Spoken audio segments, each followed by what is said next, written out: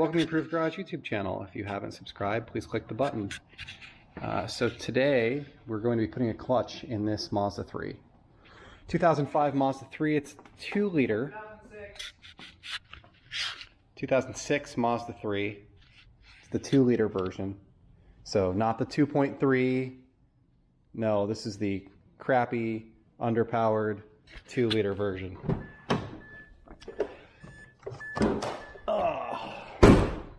So this has the problem where you can't release the clutch.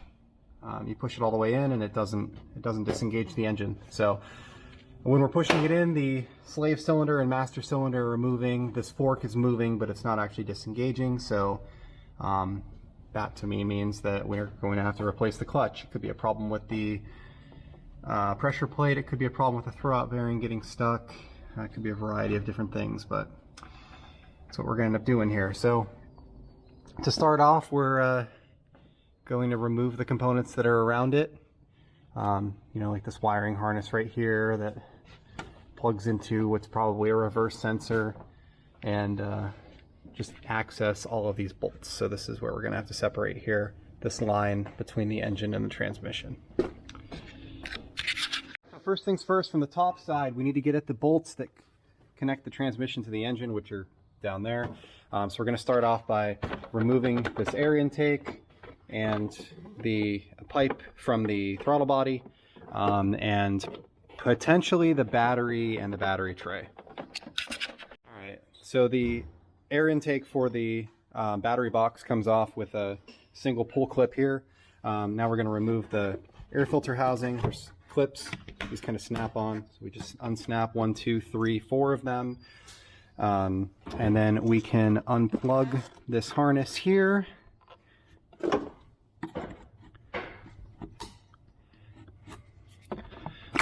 get that released and pull this off.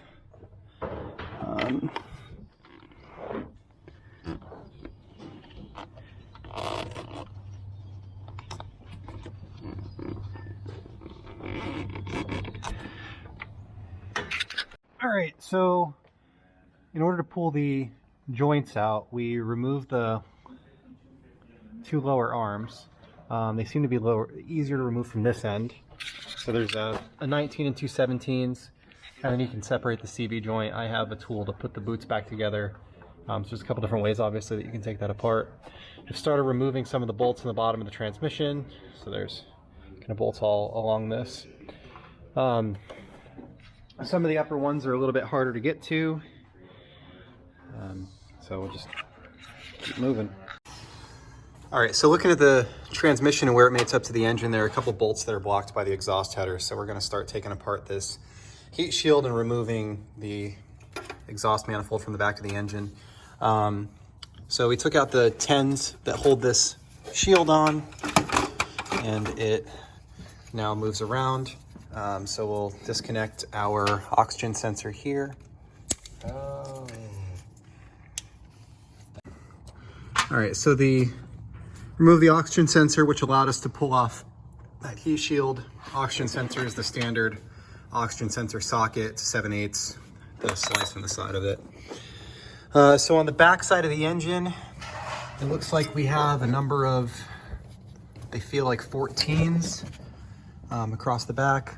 So we'll get those removed, and hopefully that'll allow us to get the exhaust out of the way. What we're trying to do is clear up some space here for those bolts.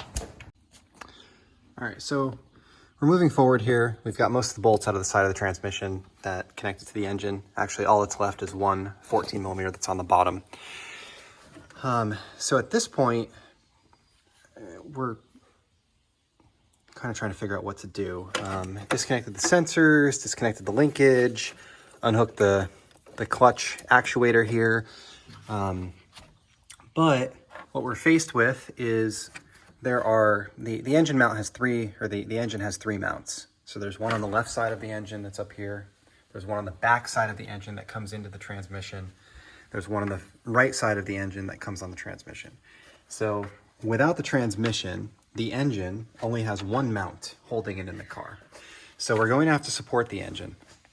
Then additionally, when we unbolt the transmission is obviously going to drop, so we have to figure out how to get that out without, dropping it on the ground. This transmission mount has 3 bolts. There's 117, there's a nut that was here with a stud on it, and I pulled the stud and the nut off. Then on the back side, there's also a nut with a stud. It's like back where my fingers are. So it looks like this battery tray is going to have to come out. So the next thing that we're going to do is we're going to remove the battery and the battery tray to hopefully get access to that back bolt, because there's just really no other way to do it. The drive shafts are now out. So we pulled out the drive shaft on that side. I split the CV boot on the driver's side. On the passenger side, I tried splitting the CV boot and pulling it out, but this actually doesn't separate. So we had to unbolt the half shaft from the back of the engine, pull it out of the transmission. You can see the open hole down there, and just kind of set it off to the side like that. And that's fine. It's up and out of the way, but it was definitely a challenge to get it there. Okay, so we were able to drop the transmission out. We have to support the engine on the top, because 2 of the 3 mounts that hold the engine in are actually secured to the transmission. So once you drop the transmission mount on that side, the engine lowers down, and then support the top of the engine with a lift before removing the other mount, the rear mount. So then we just used a floor jack underneath the transmission to kind of let it out of here. And what we found was that the clutch has disintegrated. Oops. Yeah. So we got the transmission out. You can see that the clutch disc disintegrated. One of the 2 mounts that hold this side of the engine are both secured to the transmission, that one on the rear and this one right here above it.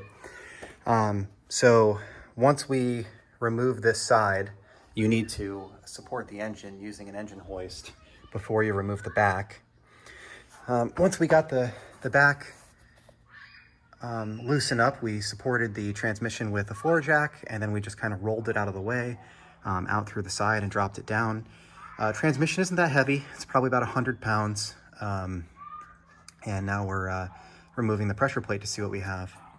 All right, so here's the clutch disc. All of the material is gone from the front of it. Here are some pieces of the material inside the pressure plate, and there's the flywheel. So what we're going to be doing is cleaning out the bell housing, cleaning the flywheel, and then putting a new clutch in. So we remove the 6 bolts that hold the flywheel on.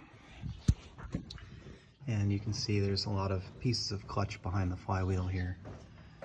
So we're going to work on cleaning all of those out. Get the flywheel reinstalled, get the new clutch installed. I do have a new pilot bearing for this as well.